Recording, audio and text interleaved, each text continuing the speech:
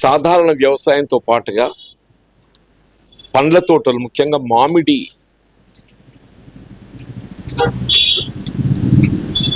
Horticulture ఏదైతుందో ఈ ప్రాంతంలో పెద్ద ఎత్తున సాగు చేయబట్టంతో మామిడి రైతుకు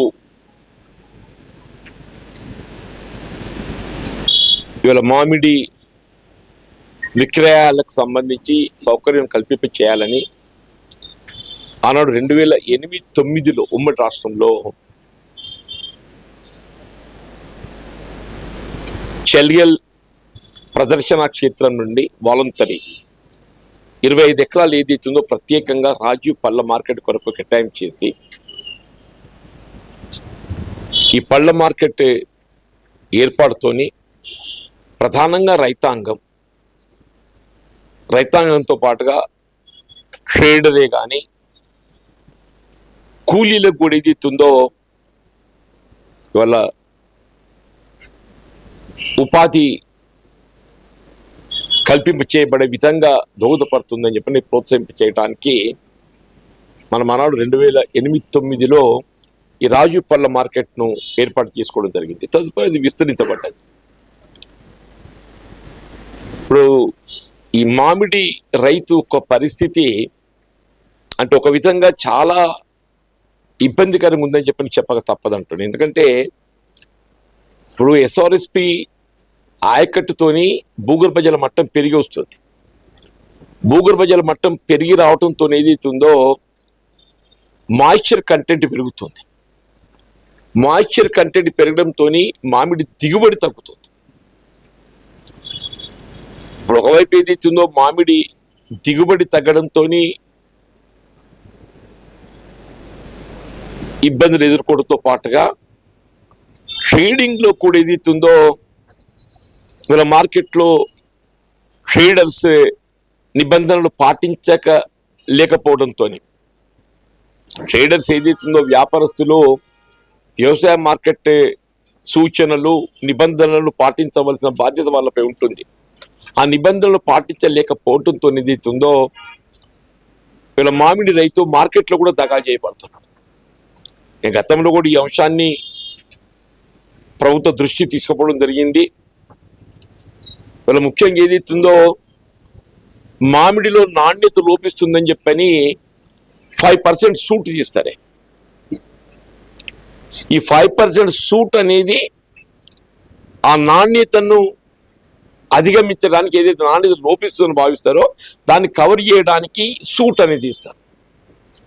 నువ్వు ఎప్పుడైతే ఈ 5% సూట్ తీయడం జరుగుతుందో మళ్ళీ గ్రేడింగ్ అనేది ఉండకూడదు. Suit it self is for నీ క్వాలిటీ కొరకు ఏదైతుందో నాణ్యత లోపిస్తుందని చెప్పని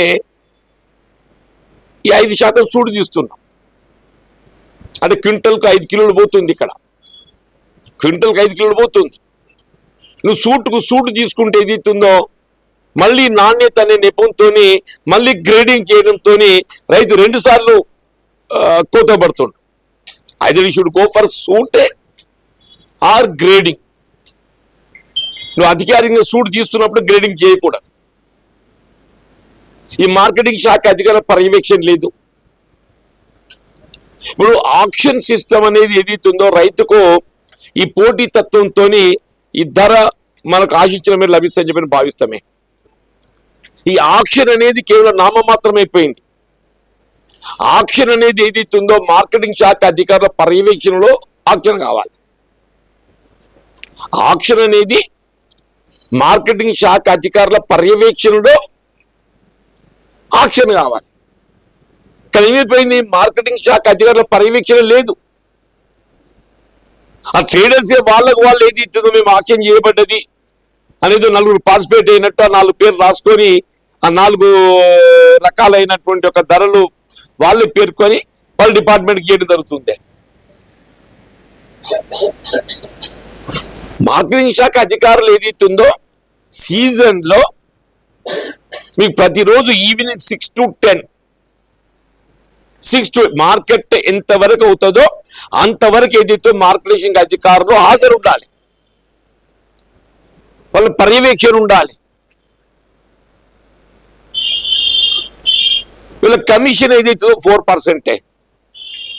అధికారికి కమిషన్ 4%. మీరు పైకి 4% అని పేర్కొంటూ మళ్ళీ అందులో కూడా ఏదైతుందో అది 4 అవుతుందా ఎంత అవుతుంది తెలియకుండా మళ్ళీ దాని ఓవర్ 10% దాకా పోతుంది. అంటే ఇదంతా ఏంటి? మార్కెటింగ్ శాఖ పర్యవేక్షణ లోపంతో ఇవన్నీ మోసాలు అవుతున్నాయి. ఇదంతటి కారణం మార్కెటింగ్ శాఖ పర్యవేక్షణ లోపం అని చెప్పండి.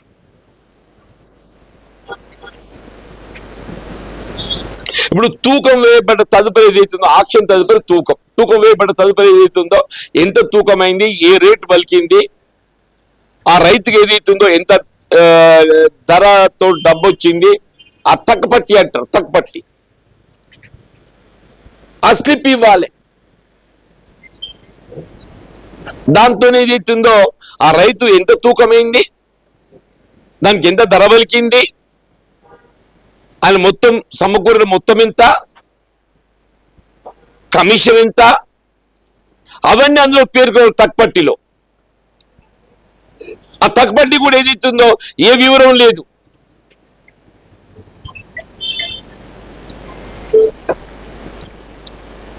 ఇప్పుడు మార్కెట్లో వే బ్రిడ్జ్ ఉన్నది, వ్యవసాయ మార్కెట్లో వే బ్రిడ్జ్ ఉన్నది. వ్యవసాయ మార్కెట్లో వే బ్రిడ్జ్ను సమకూర్చింది ఎందుకు? అది రైతుకి ఏదైతుందో తూకం వేసుకోవడానికి ఉపయోగపడాలి. ఇప్పుడు వే బ్రిడ్జ్ ఏదైతుందో వాళ్ళు FCIకి లీజుకి ఇచ్చారు, ఇవ్వండి పర్వాలేదు, నో ప్రాబ్లం. మరి ఈవినింగ్ అవర్స్ అయితే మన మామిడి రైతుకు ఉపయోగపడాలి కదా.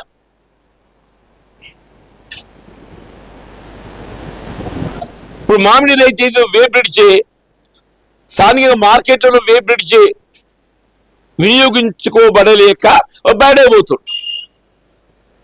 బయటపోవడంతో వే బ్రిడ్జ్ ఆ తూకం కాస్త రైతు మీద అదన భారం పడుతున్నది.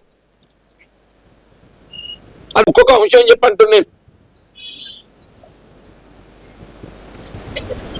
ఇప్పుడు జగిత్యాల మార్కెట్ ఏదైతుందో నాగపూర్ మార్కెట్ మీద డిపెండ్ అవుతుంది. ప్రధానంగా జగిత్యాల మార్కెట్ నాగపూర్ మార్కెట్ మీద డిపెండ్ అవుతుంది. ఇప్పుడు నాగపూర్ మార్కెట్ లో ఏ రేటు పలిచింది అనేది ఇక్కడ మనకి ఎగ్జిబిట్ చేయాలి.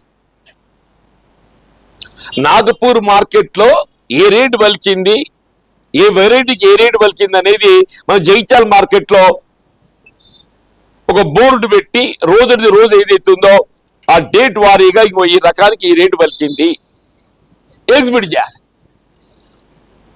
ఫార్మర్కు అవేర్నెస్ ఉంటుంది.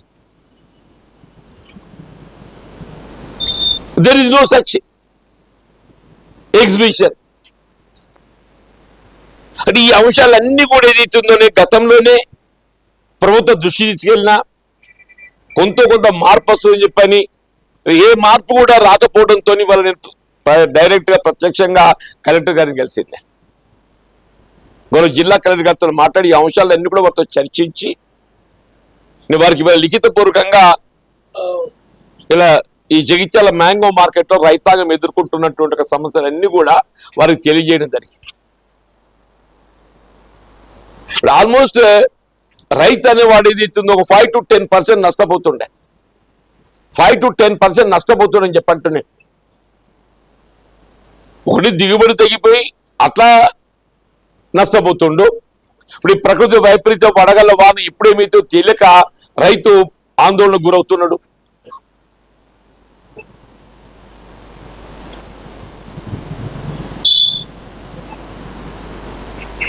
వీళ్ళ ప్రభుత్వం అనేది ఏదైతుందో రాష్ట్ర ప్రభుత్వం కానీ కేంద్ర ప్రభుత్వం కానీ వీళ్ళు ఏ విధంగా మద్దతు ధర కల్పించేటువంటి యొక్క ఉత్పత్తులకు మద్దతు ధర కల్పింప చేయడం ప్రభుత్వం. ఇవాళ వరి ధాన్యం ఉన్నది మద్దతు ధర, మొక్కజొన్న ఉన్నది మద్దతు ధర, పల్సెస్ ఉన్నాయి మద్దతు ధర, ఆయిల్ ప్రొడక్షన్ ఉన్నది మద్దతు ధర ఉన్నది. మీకు ఏదైతుందో ఈ పండ్ల తోటలకు కాయగూరలకు ఏదైతుందో మద్దతు ధర లేదు. మద్దతు ధర లేదు కాబట్టి ఏదైతుందో అటువంటి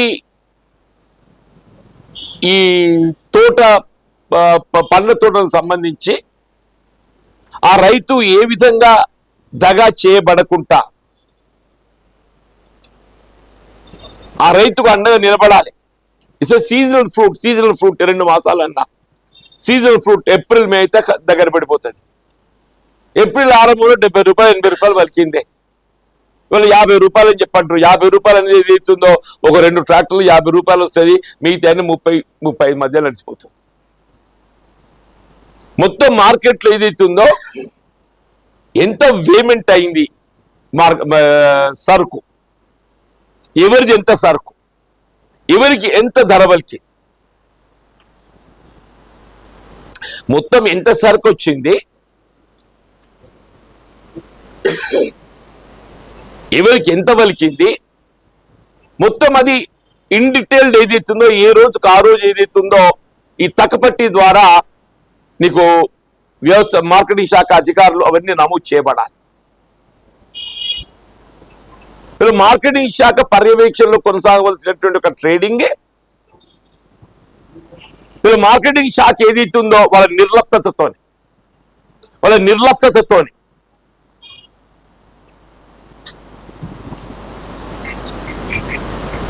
ట్రేడర్కి వదిలేయడంతో ఏదైతుందో ఇక్కడ రైతు దగా చేయబడుతున్నాడు. రెండు, ఒకటి మార్కెటింగ్ శాఖ ఆదాయం కోల్పోతుంది. మార్కెటింగ్ శాఖ ఆదాయం కోల్పోవడం అనేది ప్రధానం కాదు నా దృష్టి లోపల.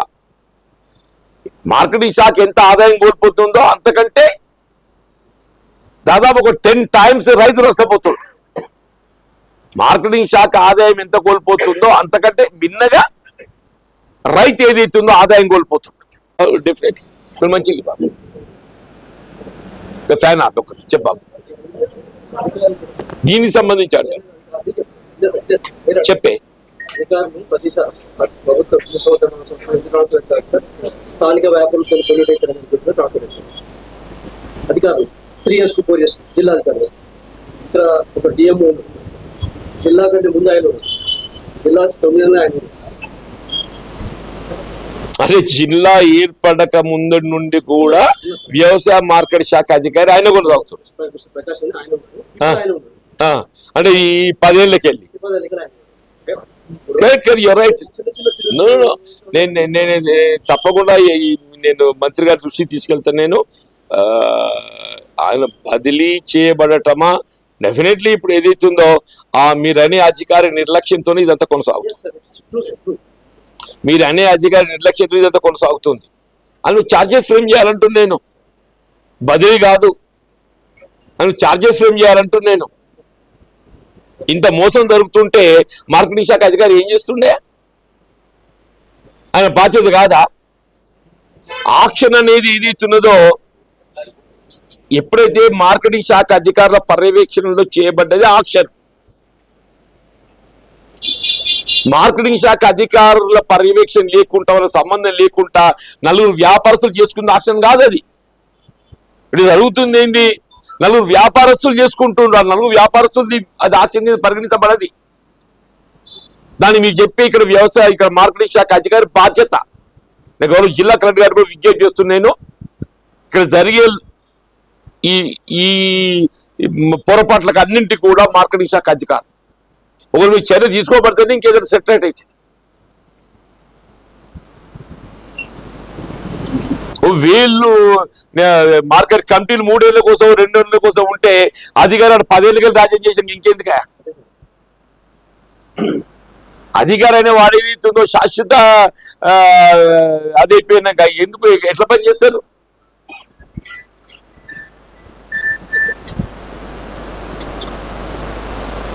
తప్పకుండా అధికారి ఎవరైనా కానీ ఏదైతుందో జరిగే పొరపాట్లకు అధికారులదే ప్రధాన బాధ్యత. ఇవాళ రైతు ఇక్కడ మోసగించబడుతుండు, రైతుకు నష్టం జరుగుతుంది, రైతు అన్యాయానికి గురవుతుందని చెప్పంటే మార్కెటింగ్ శాఖ అధికారులదే ప్రధానమైన బాధ్యత. అందుకే ఇవాళ గౌరవ జిల్లా కలెక్టర్ ఏదైతే సమయం తీసుకొని ప్రత్యక్షంగా వారికి ఈ వివరాలన్నీ వారికి వివరించి ఈ మార్కెట్ మ్యాంగో మార్కెట్ అప్పుడు ఏ ఉద్దేశంతో దాన్ని ఏర్పాటు చేయడం జరిగింది, మ్యాంగో మార్కెట్ అయితే అప్పుడు ఏ ఉద్దేశంతో ఏర్పాటు చేయబడడం జరిగింది, ఆ లక్ష్యం ఏదైతుందో నీరు గారకుండా రైతుకు ప్రధానం రైతు నెంబర్ 1. తదుపరి ఏదైతుందో కూలీలే కానీ వ్యాపారస్తులే కానీ ప్రధానంగా రైతు దృష్టిలో పెట్టుకుని మార్కెట్ ఏర్పాటు చేసుకున్నాం. తదుపరి స్థానిక కూలీలకు ఏదైతే పని లభిస్తుందని చెప్పని భావించినాం. తదుపరి అందులో భాగమైన వ్యాపారస్తులు కూడా వారికి కూడా ఉపయోగపడతాయి చెప్పని భావించినాం.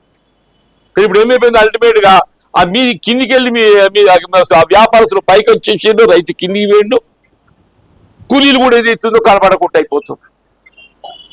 ఇప్పుడు ఇంకోటి చెప్తారు సార్, ఇప్పుడు కూలీలు ఇందులో పార్టిసిపేట్ అయ్యే వారికి కూడా వారికి సౌకర్యాలు కల్పించేసే బాధ్యత కూడా మార్కెటింగ్ శాఖ. వాళ్ళ త్రాగునీటి సౌకర్యం కల్పించాలి. పాపం వాళ్ళు ఎక్కడెక్కడికి వెళ్ళి వచ్చి పనులు చేసుకుంటుండే, వాళ్ళు కనీస మౌలిక వసతులు కల్పించాలి. లేబర్ డిపార్ట్మెంట్ కూడా ఇన్వాల్వ్ కావాలి. మార్కెటింగ్ శాఖతో పాటుగా లేబర్ డిపార్ట్మెంట్ కూడా ఇన్వాల్వ్ కావాలి. కూలీలు ఏ ప్రాంతం వారైనా ఇప్పుడు ఇటుక బట్టీలు పనిచేసే లేబర్ ఉన్నదే, వాళ్ళ మౌలిక సదుపాయాలు సౌకర్యాలకు సంబంధించి కార్మిక శాఖ పర్యవేక్షిస్తుంది. ఇది ఇటుక బట్టీల్లో పనిచేసే కార్మికుల గురించి ఎప్పుడైతే మనం కార్మిక శాఖ పర్యవేక్షిస్తుందో, ఇలా మామిడి తూకమే కానీ, గ్రేడింగే కానీ, ప్యాకింగే కానీ, కాయ కోతే కానీ ఇన్వాల్వ్ అయ్యే లేబర్కి ఏది ఇచ్చిందో కనీస మౌలిక సదుపాయాల కల్పన యాజమాన్య బాధ్యత, దాన్ని కూడా పరిశీలింపజేయాల్సిన బాధ్యత మార్కెటింగ్ శాఖతో పాటుగా లేబర్ డిపార్ట్మెంట్ ఇన్వాల్వ్మెంట్ ఉంటుంది చెప్పండి. లేబర్ డిపార్ట్మెంట్ ఇన్వాల్వ్మెంట్ ఉంటుంది చెప్పండి. పాప వాళ్ళు చూస్తుంటే వాళ్ళ దుస్తులు ఉండేవి, వాళ్ళు చూస్తూ ఏముండే చెప్పంటున్నాను. వాళ్ళకి ఏ సౌకర్యాలు లేక వాళ్ళు రోడ్ల మీద నడుస్తుంటే ఎంత బాధ అనిపిస్తుంది.